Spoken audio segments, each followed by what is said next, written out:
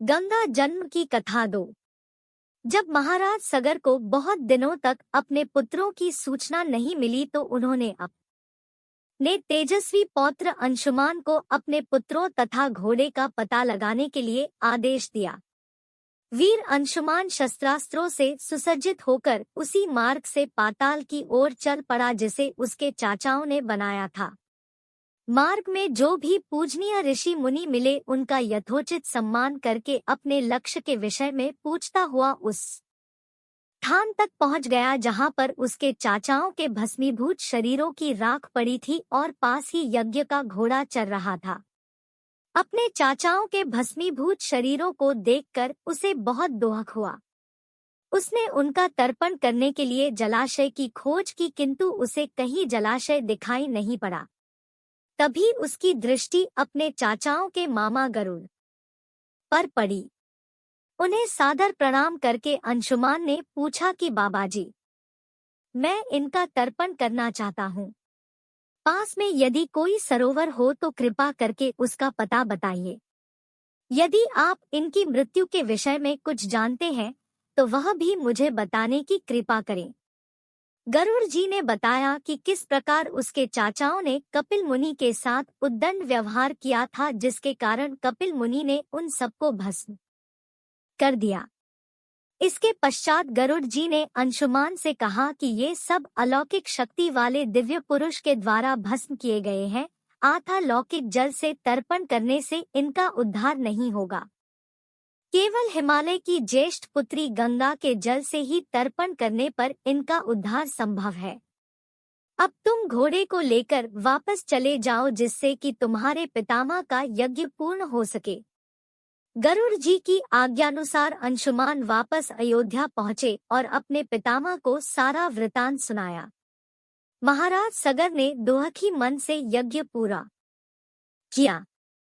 वे अपने पुत्रों के उद्धार करने के लिए गंगा को पृथ्वी पर लाना चाहते थे पर ऐसा करने के लिए उन्हें कोई भी युक्ति न सूझी। थोड़ा रुककर ऋषि विश्वामित्र कहा, महाराज सगर के देहांत के पश्चात अंशुमान बड़ी न्यायप्रियता के साथ शासन करने लगे। अंशुमान के परम प्रतापी पुत्र दिलीप हुए।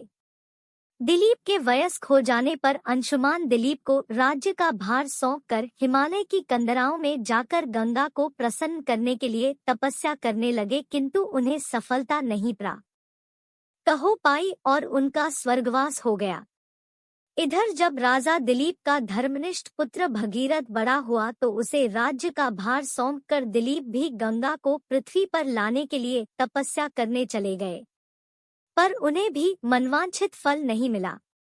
भगीरथ बड़े प्रजावत्सल नरेश थे किंतु उनकी कोई संतान नहीं हुई। इस पर वे अपने राज्य का भार मंत्रियों को सौंपकर स्वयं गंगावतरण के लिए गोकर्ण नामक तीर्थ पर जाकर कठोर तपस्या करने लगे। उनकी अभूतपूर्व तपस्या से प्रसन्न होकर ब्रह्मा जी ने उन्हें वर मांगने के लिए कहा।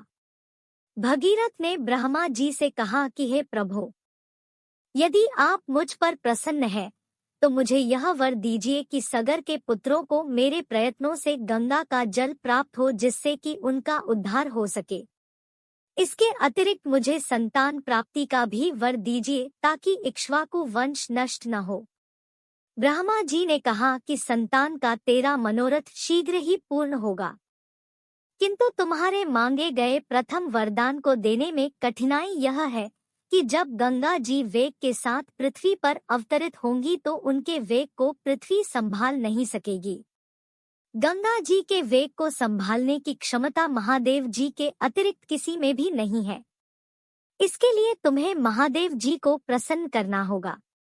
इतना है कर ब्रह्मा जी अपने लोक को चले गए। भगीरथ ने साहस नहीं छोड़ा।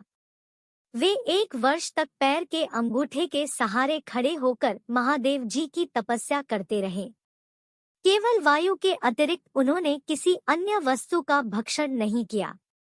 अंत में इस महान भक्ति से प्रसन्न होकर महादेव जी ने भगीरथ को दर्शन देकर कहा कि हे भक्तश्रेष्ठ, हम तेरी मनोकामना पूरी करने के लिए गंगा जी को अपने मस्तक पर धारण करेंगे।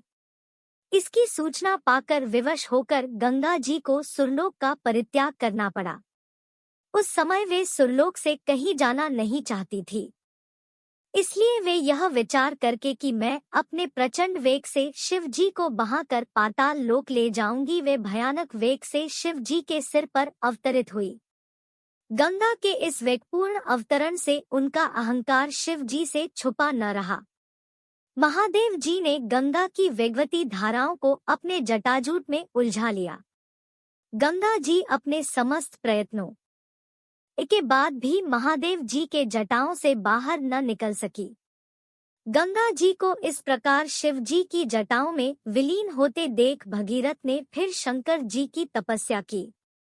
भगीरथ के इस तपस्या से प्रसन्न होकर भगवान शंकर ने गंगा जी को हिमालय पर्वत पर स्थित बिंदुसर में छोड़ा। छूटते ही गंगा जी 7 धाराओं में बंट गई। गंगा जी की 3 धाराएं हलादिनी, पावनी और नलिनी पूर्व की ओर प्रवाहित हुई। सुचक्षु, सीता और सिंधु नाम की 3 धाराएं पश्चिम की ओर बहीं और 7वीं धारा महाराज भगीरथ के पीछे पीछे चली। जिधर जिधर भगीरथ जाते थे उधर उधर ही गंगा जी जाती थी। स्थान स्थान पर देव, यक्ष, किन्नर, ऋषिमुनि आदि उनके स्वागत के लिए एकत्रित हो रहे थे। जो भी उस जल का स्पर्श करता था भवबाधाओं से मुक्त हो जाता था। चलते चलते गंगा जी उस स्थान पर पहुंची जहां ऋषि जहनु यज्ञ कर रहे थे। गंगा जी अपने वेग से उनके यज्ञशाला को संपूर्ण सामग्री के साथ बहाकर ले जाने लगी। इससे ऋषि को बहुत क्रोध आया और उन्होंने क्रुद्ध होकर गंगा का सारा जल पी लिया। यह देखकर समस्त ऋषि मुनियों को बड़ा विस्मय हुआ और वे गंगा जी को मुक्त करने के लिए उनकी स्तुति करने लगे। उनकी स्तुति से प्रसन्न होकर जहनु ऋषि ने गंगा जी को अपने कानों से निकाल दिया और उन्हें अपनी पुत्री के रूप में स्वीकार कर लिया। तब से गंगा जाह्नवी कहलाने लगी। इसके पश्चात वे भगीरथ के पीछे चलते चलते समुद्र तक पहुंच गई और वहां से सगर के पुत्रों का उद्धार करने के लिए रसातल में चली गई। उनके जल के स्पर्श से भस्मीभूत हुए सगर के पुत्र निष्पाप होकर स्वर्ग गए। उस दिन से गंगा के 3 नाम हुए, त्रिपथगा, जाह्नवी और भागीरथी। कहानी पसंद आए तो लाइक एंड सब्सक्राइब करें।